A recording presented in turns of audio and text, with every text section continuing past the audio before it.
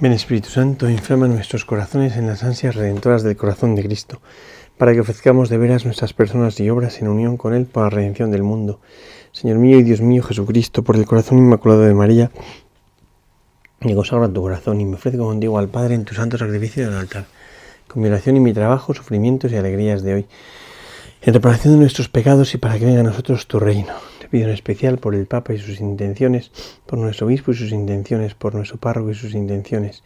Oh Señora mía, oh Madre mía, yo me ofrezco del todo a ti, y en prueba de mi filial afecto te consagro en este día mis ojos, mis oídos, mi lengua y mi corazón. En una palabra todo mi ser, ya que soy todo tuyo, oh Madre de bondad. Guárdame y defiéndeme como cosa y posesión tuya. Amén. Nuestro Señor de los Apóstoles ruega por nosotros. Celebramos la fiesta de San Simón y San Judas, de estas fiestas de apóstoles que sabemos muy poquito de ellos. Son apóstoles pues que grandes cosas pues de Judas. Tenemos un momento en el que en la última cena dice que Jesús habla ya claramente, ¿no? De San Simón, que era celota, pero muy poquito sabemos, ¿no? Y lo que sabemos es que son apóstoles, son gente que se ha tomado en serio a Jesucristo, que ha estado dispuesto a dar la vida por Él, ¿no? Y que ha recolocado su vida en torno al encuentro con Cristo, ¿no? Dice así el Evangelio. Sucedió que por aquellos días se fue él al monte a orar, y se pasó la noche en la oración de Dios. Cuando se hizo de día, llamó a sus discípulos y eligió 12 de entre ellos, a los que llamó también apóstoles. A Simón, a quien llamó Pedro, y a su hermano Andrés, a Santiago y Juan, a Felipe y Bartolomé, a Mateo y Tomás, a Santiago de Alfeo y Simón llamado Celotes, a Judas de Santiago y a Judas Iscariote, que llegó a ser el traidor. Bajando con ellos, se detuvo en un paraje llano. Había una gran multitud de discípulos suyos y gran muchedumbre del pueblo, de toda Judea, de Jerusalén y de la región costera de Tiro y Sidón, que habían venido para oírle y ser curados de sus enfermedades. Y los que eran molestados por espíritus inmundos quedaban curados. Toda la gente procuraba tocarlo, porque salía de él una fuerza que sanaba a todos. Es un evangelio, como siempre, los evangelios son muy elocuentes, son una maravilla, ¿no? Y en este evangelio, pues evidentemente, el Señor llama a los que quiere fruto de su oración. Esto me parece que es una cosa que nos puede ayudar mucho, ¿no? Llama a los que quiere fruto de su oración, ¿no? Por eso dice, por aquellos días se fue él al monte a orar, se pasó la noche en la oración de Dios, ¿no? Qué bonito esto, el Señor que vive esa intimidad con el Padre, y esa intimidad con el Padre se convierte en el fundamento de su descanso. A mí eso me deja muy desconcertado, ¿no? Porque nosotros necesitamos descansar, y Jesús, sin embargo, se pasaba la noche en la oración con Dios, en esa relación estrecha, íntima con el Padre, ¿no?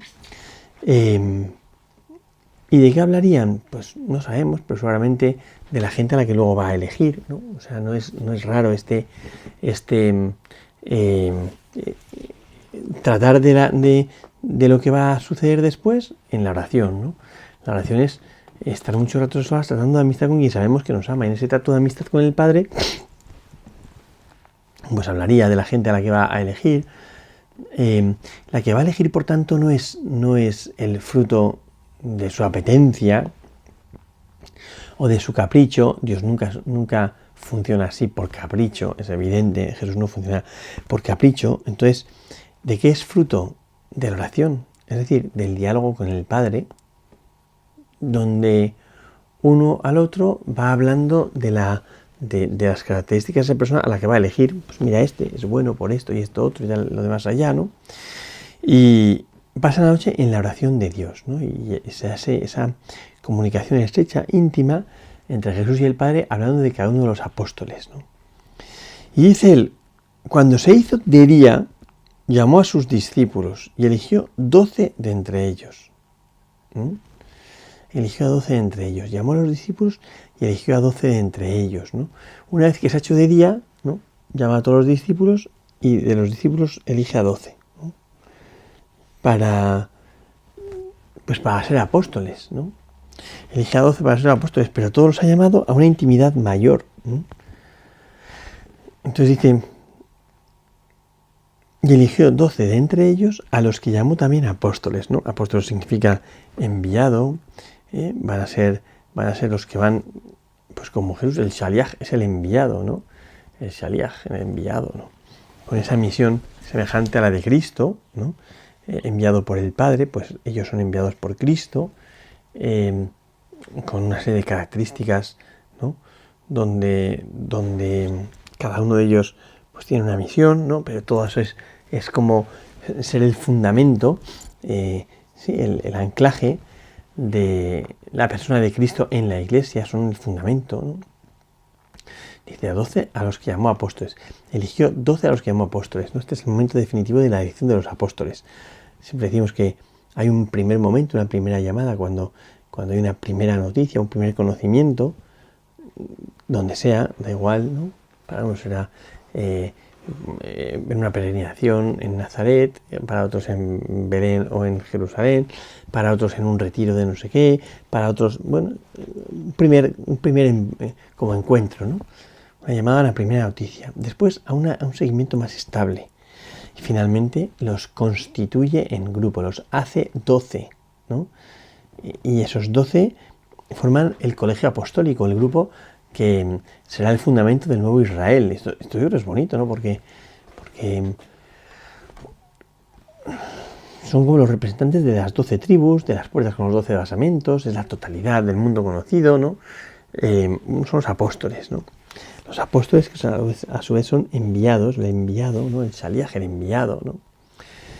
Y bueno, pone los nombres, evidentemente. ¿Por qué? Porque cada apóstol tiene una historia concreta. Cuando dice a Simón, a quien llamó Pedro, y a su hermano Juan, ¿no?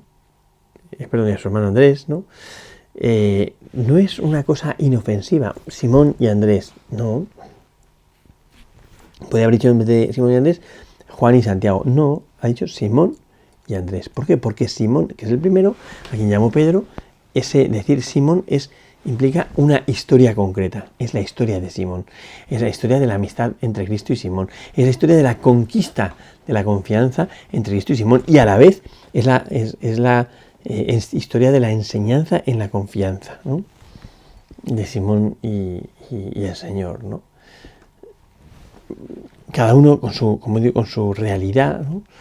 Simón y Andrés con una sencillez mucho mayor, que es capaz de emocionarse cuando ve que por fin han encontrado un niño que tiene 5 panes y 2 peces. Pero claro, ¿qué es esto para tantos? O sea, es que pensar que va a solucionar el hambre de 5.000 personas con 5 panes y 2 peces, pues es ridículo, ¿no?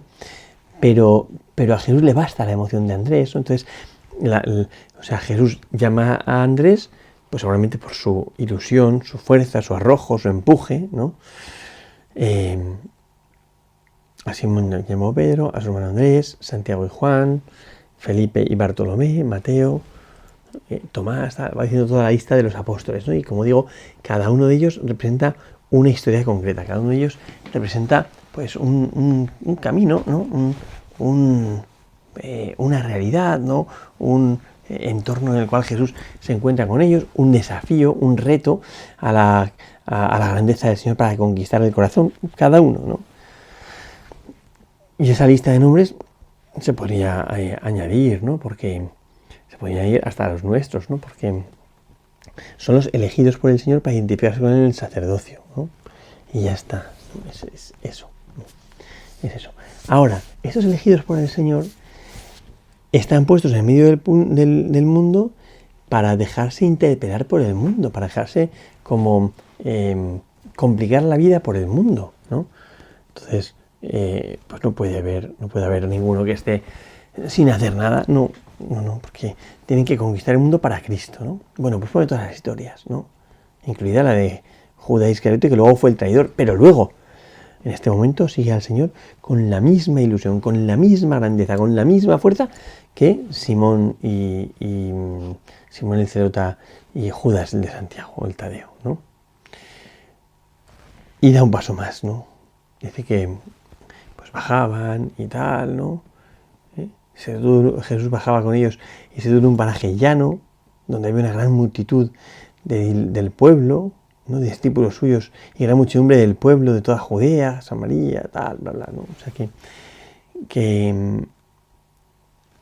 yo creo que hay como una cierta despreocupación, y a veces uno tiene que como que espabilar, ¿no? Entonces, baja con ellos y se encuentra a un montón de discípulos que hay que mover, que hay que interpelar, que hay que animar, ¿no? Y al servicio de estos discípulos están los apóstoles, ¿no? O sea, los apóstoles, que son los grandes colaboradores de Jesús, ¿no? Él los ha llamado, ha ido donde están y los ha llamado, ¿no? Y cuando baja del monte ve estos que están interpelados, ¿no? Por la realidad, ¿no? Trata de crear como no sé, como un mundo, como una realidad nueva, ¿no? Entonces, baja con ellos, encuentra a los discípulos, una gran multitud de discípulos suyos y una muchedumbre del pueblo, ¿no? Y a estos, les tiene que venir a salvar, ¿no? Gran multitud del pueblo que buscaba, dice, en la región de Simón, que habían venido para oírle y ser curados de todos sus espíritus, ¿no? De todas sus cosas molestas, ¿no?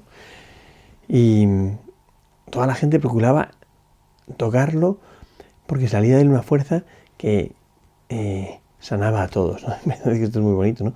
Esa dinamis, esa fuerza que nos empuja a hacer milagros, esa fuerza que es capaz de sanar por sí misma. O sea, Jesús por donde pasa, esté más cansado, menos cansado,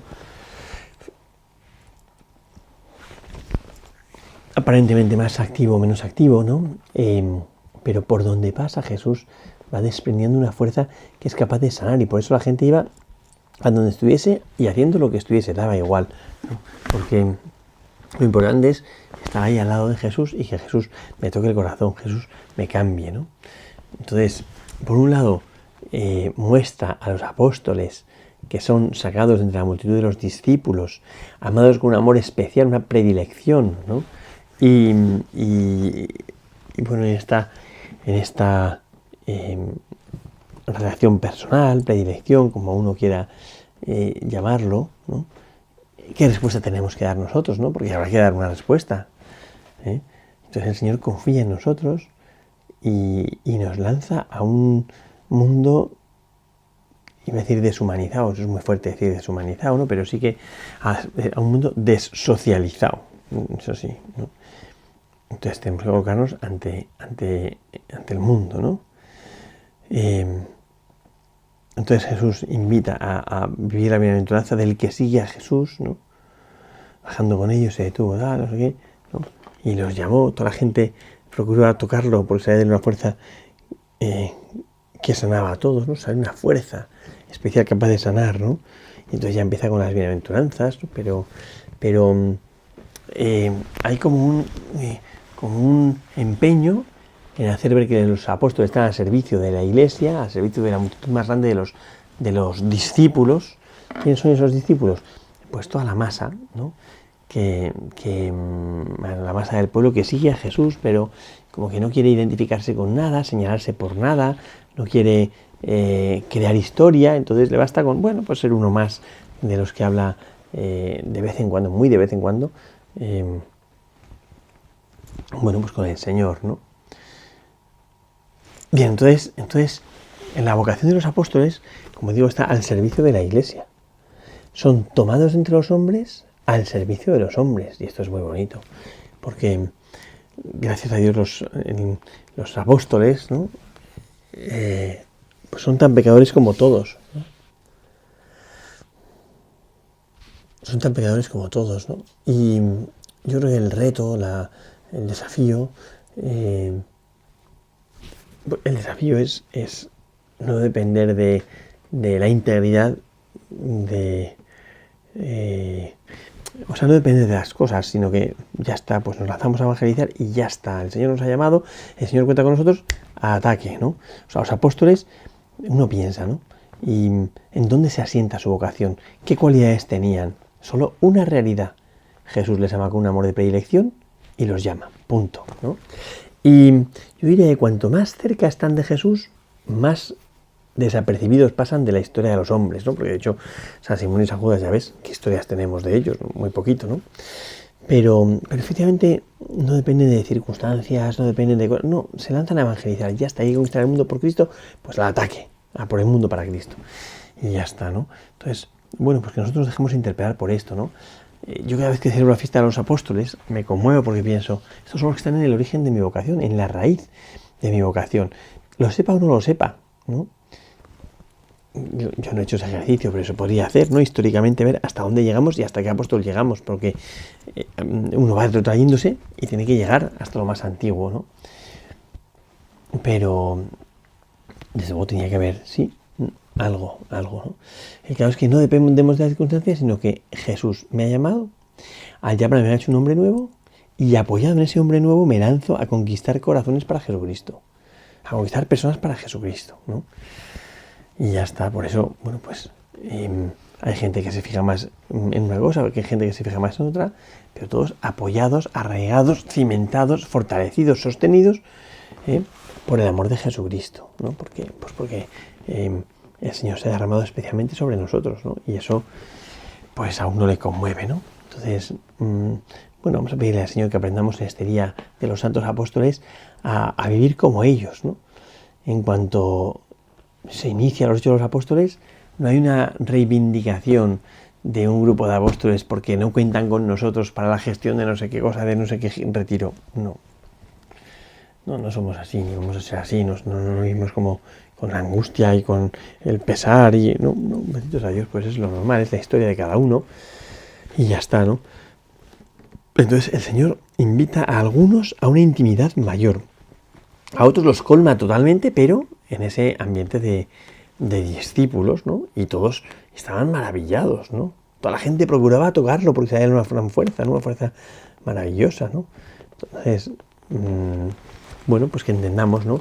Ese plan del Señor que cuenta con nosotros, que cuenta con nuestra libertad, que se arriesga, esto es una cosa que es una locura, se arriesga a que digamos que no, la necesidad de la predicación precisamente se arriesga a esto, ¿no? A que uno al final pues le diga que no al Señor y que digamos que no al Señor, yo creo que es de las cosas más duras que pueden suceder porque cuando el Señor pide algo no lo pide porque sí, ¿no? Entonces, bueno, pues que aprendamos como a tener esa relación estrecha de intimidad, de cercanía, ¿no? Aceptando, como digo, esta vista de los apóstoles, Simón y Simón el Zelota y Judas, ¿no? Porque efectivamente son gente que pasa muy desapercibida. Judas, ¿será el autor de la última carta? Pues no lo sabemos. No lo sabemos, ¿no? Ha escrito, no sabemos, ¿no? Entonces, bueno, pues que nos dejemos, como digo, interpelar por el testimonio de los santos, que entendamos que en esa raíz de nuestra historia están estos santos amigos del Señor, que el Señor les dijo, habéis perseverado conmigo en mis pruebas, ¿no? Entonces hay una pertenencia, una intimidad, una sintonía, un ser uno con Él, un luchar, ¿no? Pues por la identidad, yo creo, ¿no? No permitir que nos impidan ser quienes tenemos que ser, ¿no? Sino, bueno, pues ya está, ¿no? Y todo apoyado ¿dónde? Yo diría que en el amor de un Dios, en el amor de un Dios que se ha hecho carne por mí y que sigue encarnado por mí, ¿no? Y que cada uno de nosotros podría decir, pues es por mí, ¿no? Pero es cierto, ¿no? Que al final, pues a uno le conmueve, ¿no? El pensar cómo el Señor se ha dejado clavar en la cruz por uno que es un pesado y que no hay manera de que se convierta, que soy yo, ¿no? Entonces, bueno, pues que el Señor nos ayude en este trabajo por la santidad, que nos tomemos de vez en serio, ¿no? Este trabajo por la santidad, sabiendo eso que decía el Padre Luis María Mendizábal, que quien no se determina no avanza, pues determinémonos, decidámonos, ¿no? En la primera carta de San Pablo, en la primera lectura de esa carta de San Pablo a los Efesios, se dice, con espíritu de coraje, de fuerza, de ánimo, ¿no? Entonces podemos quedarnos como a medias, ¿no? Ya está, ¿no? Yo creo que efectivamente pues el Señor apuesta por nosotros y nosotros apostamos por el Señor. Gloria al Padre, al Hijo y al Espíritu Santo, como era en el principio, ahora y siempre, por los siglos de los siglos. Amén.